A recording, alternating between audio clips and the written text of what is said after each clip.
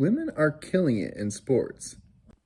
This is Eileen Gu. She's a Chinese-American freestyle skiing superstar.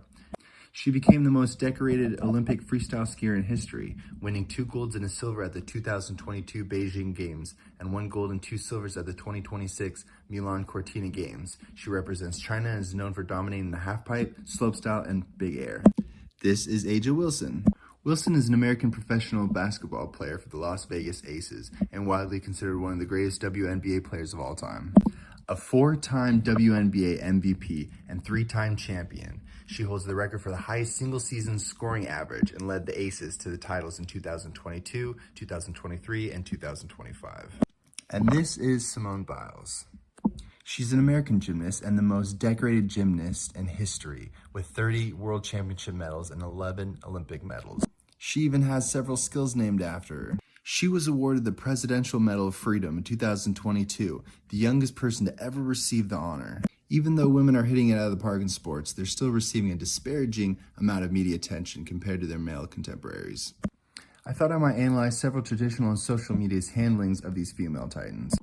Upon analyzing the 27 articles on Fox News' main sports page, only 2 articles were about female athletes, one of which was reporting on her for being banned for missing her drug tests, and the other about the athlete being upset for missing last year's event. Taking a look at ESPN, the sports network, the first 30 articles on the landing page, only 3 articles featured women athletes, with 2 being simply WNBA season announcements and 1 being about a women's soccer team comparison. And looking at the New York Times sports landing page, The Athletic, 52 articles on their page and 0 about women athletes, women's sports, or women's teams. Their headline page, 21 articles, full of contents like game highlights and player spotlights. Not one about women's athletics.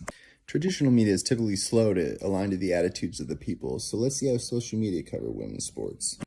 Starting with X, the first 30 articles on X's verified sports page has a whopping total of 2 articles featuring women or women in sports. Beats New York Times, I guess, which is just 6.7% of the overall sample. The articles being about the WNBA and the WNBA draft. Next up is Reddit's R Sports page, where the first 30 posts on the landing page, again, only have 2 that are about female athletes, with 1 story of a runner who falls on her face in the middle of a race, and again, the story of the medalist that missed her drug test. Of the first 30 videos curated on the site, 0 of which are of women's sports. Though to be fair, the 31st video was a recap of women's professional slapping match. Why is this important? According to Albert Bandura's social cognitive theory, learning occurs in a social context through observation, imitation, and modeling, rather than just direct experience. When girls see on TV and in social media a landscape that's dominated by men and without female representation, they learn that sports must not be for them. When girls do see female athletes winning games, holding trophies, and leading teams, they have clear proof of someone that looks like them can be strong, they can be skilled, and successful. They remember those images when they face challenges throughout life. Seeing female athletes teaches girls that being powerful and competitive is a normal and healthy thing for women to do.